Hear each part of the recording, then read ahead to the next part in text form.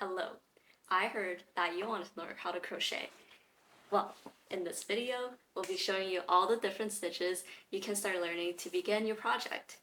By the end of this video, you will learn how to create a slip knot, how to hold your yarn and your hook, how to do a chain, how to do a single crochet, how to increase in your rows, and how to end your project properly.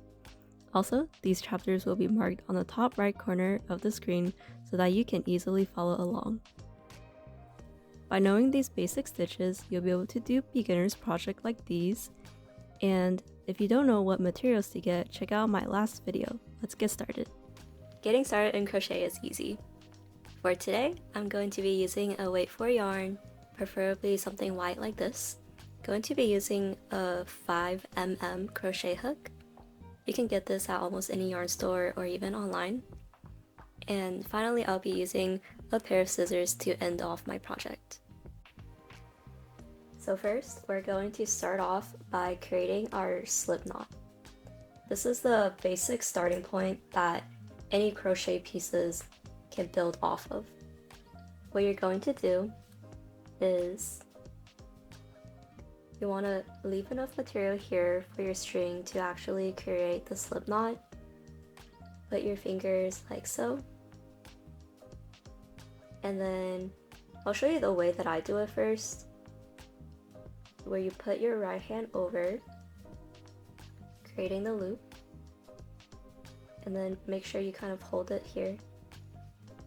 Then you want to put this right behind it, and to me this looks like an eyeball, and so using that analogy, you want to take the iris out, and then you have a slip knot. I'll do that one more time. So you're gonna leave enough material, maybe 6 inches, and then you're gonna take it like this. Your ball of yarn is here. I'll put it right there. Put your right hand over, then also using your right hand again, you want to put it behind itself, and make sure your loop is big enough so that you can see the iris and also just take it out. Usually when I try to take it out, as you can see, I'm like holding everything else in place and then just gently letting it do its thing and create a loop. Okay, nice. If you are having trouble with that, I can show you another method. So what you're gonna do is you're gonna start with the same starting position, loop this over, okay, bring it backwards, right? And then bring it to the left side of itself. And then you're going to name this. This is going to be, I'll call it the first loop and then the second loop. So you're going to go under the first loop, you can pull onto it and then grab that second loop. And then bring it off your fingers. And then you have a slip knot. I'll do that one more time. So bring it between your fingers, bring it behind itself, bring it to the left of itself. You go under the first loop, on a tug, just let it loose, and then pull that second one towards your right. So now you have a slip knot. Okay, now we're going to move on to the chain. To create the chain, you want to put your hook through, and actually I'll zoom in a little bit.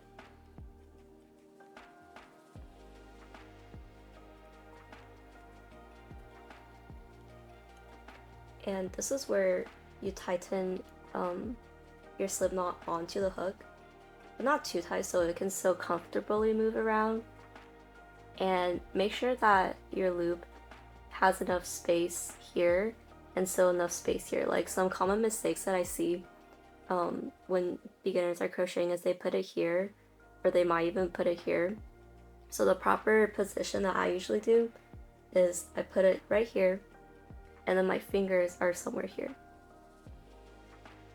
In terms of how to hold a hook, I'll show you right now. So there are many ways to hold the hook. For some people, It's what we call like a pencil hold. Some people, they hold it like a knife hold. So like you're cutting and you're using your whole arm instead of just using your wrist. For me, I like to hold it like this. Almost like, I don't know, maybe like a sketching a sketching hold. And then how you're gonna hold the yarn is, this is how I do it, but there are many ways to do it. Okay. First, you're gonna take your left hand, just open palms like this, and then you're going to place the string like so over, and then bring this finger above it, and then bring this yarn over to yourself. I'll do that one more time. Step 1, open palms. Step 2, place your string over all of your fingers. Step 3, bring your index finger over. And then step 4, bring the yarn towards yourself. And this is how you'll hold it. And make sure that your fingers here, they're kind of like gripping the yarn so that there's tension. Okay, so I will say, if you're having trouble with holding your yarn, make sure to really practice that first. This tension part is often what makes it hard for beginners to learn how to create loops, because it's either like too loose or too tight. And you also want to just practice holding your hook. I would say this part often takes the longest. So don't worry if you're having a little trouble with it. You can always pause the video and come back. So to do a chain, you want to first make sure that your hook, this hook part, I suppose is what I would call it, is facing towards the ceiling. And you want to bring that, okay, like from the inside to the out. That's how I would describe it. So inside, now you have a yarn, and then you rotate the hook towards yourself so that, as you can see, it's really in the crevice. And then you want to bring this through. So that is one chain. I'm going to show you a close-up of the anatomy of the chain.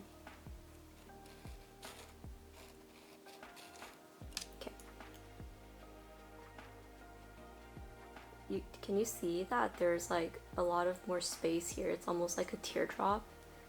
So when I'm hooking it through, what I'm doing is I go through like this, right? Inside to out, rotate, collect the yarn, and then this tip, this shape is like coinciding with the teardrop shape, right?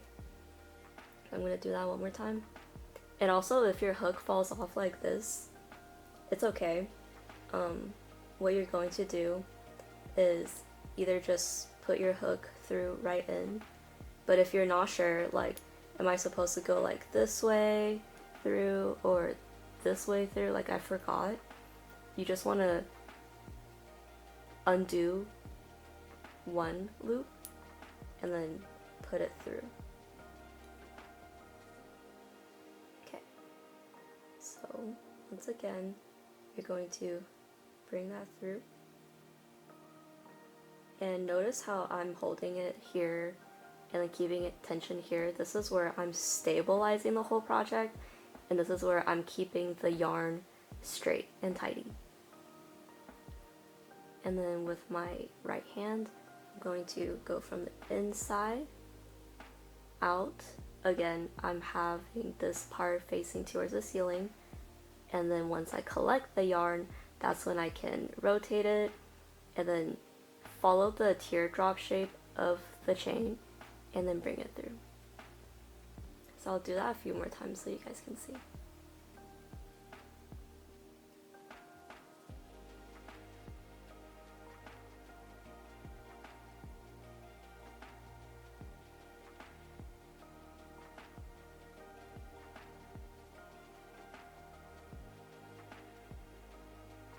you can either push the hook through under, or some people, they like to use their fingers to bring the yarn over. Do you see that? I'm like holding it steady here, and then I'll bring it over. So some of the common mistakes that I see people doing when they're making chains is that it's either too loose or too tight. So I'll show you an example. If it's too loose, usually it's because their loop up here is really big. So how you're gonna fix that is you're going to use your index finger to pull it so that it's at a medium size. And if it's too tight, it's because usually the stitch that you did before, it was already really tight. So it's going to stay tight consistently until you purposely like bring this a little bigger. So you're gonna pull until it's like a medium size again.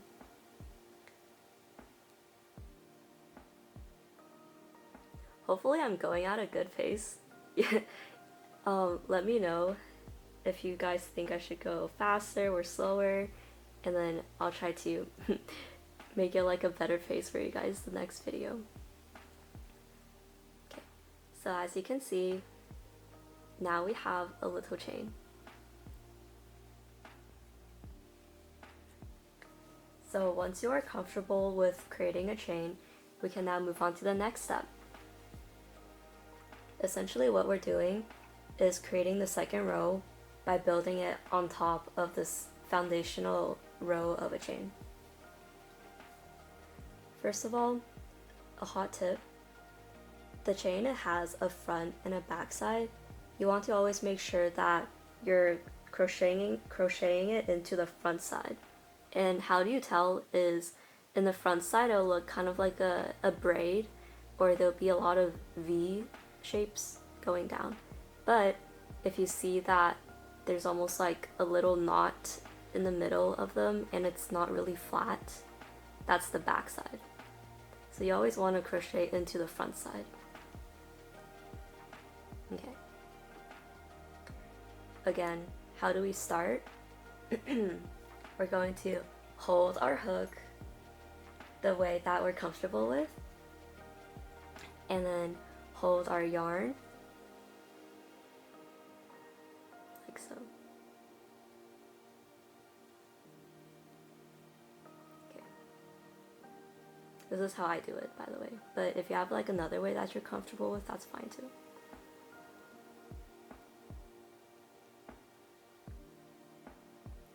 You want to go into one of those stitches. Oh. See, like if I forget where the yarn is supposed to go, I just have to undo one of them and then put it through. You're going to go into the second chain, bring this yarn over, pull it back, but only the first one. Like, you don't want to do the second one, because if you do the second one, you're not going to have two loops here. And then bring this through. So that is one single crochet. I'm going to show it to you slower.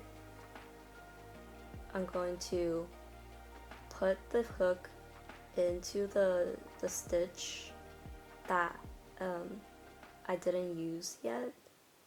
So if your stitches are really tight, like you can see I'm like struggling, but you just kind of want to aim it correctly at the hole and then like stab it through. That sounds so bad, but okay. Okay, bring it through, right? Now you have two loops, and then you bring this yarn over and then combine the two. I'm gonna do that probably a few more times so you can see. So do you see how, okay, now we have like two single crochets done. We're trying to do the third one. This loop is used, but this one is not. So that's where you're going to stab the hook through, and then you're going to, from inside to out, put that through, bring it back. Now you have 2 loops. If you only have 1 loop, it's because you also went through this loop, which we're supposed to save. You can always adjust it like this so it's proper. And then you want to combine the 2 loops now, so combine it together. Alright, one more time. So step 1, stab it through. Step 2, bring this hook through. Step 3, now you have 2 loops. You bring it under. And then step 4, combine. I'm going to do it one more time. So stab through, step 1. We call this yarn over. Step 2, yarn over. Bring it back. Now you have 2 loops. And step 3, yarn over, and then bring it back. So this is how you single crochet. This is what we have right now. We have our foundational chain done, and this is the row where we're now doing our single crochet. So I'm going to finish off this part and then show you how you can finish off the row and then move on to the next one. And I'm gonna do this kind of quick because low-key this video is already pretty long. And you know, maybe you're hungry and you want a snack. So I'm gonna do this quick. Okay, so now here's the last this is the last stitch that we'll do. As you can see, I am finishing off my single crochet, and what I'm going to do before I go on to beginning my next row is a single chain. This is what crocheters do whenever they are making like a rectangular piece and they want to move on to the next row. We always start off with either 1 chain or 2 chain, depending on if you're doing a single crochet, which is 1 chain, or a double crochet, usually is 2 chains. Okay, and now that I have my first chain done, I can begin making my second row. This is the first hole that I'm going to put my hook through and making a single crochet. And now you're essentially doing the same thing, but just now on the second row. And I'll meet you guys at the end here. As you can see, I'm now reaching the last stitch that I need to finish off before this row is complete. So I'm gonna put it through my last single crochet. And then we're gonna do a chain and then turn your work.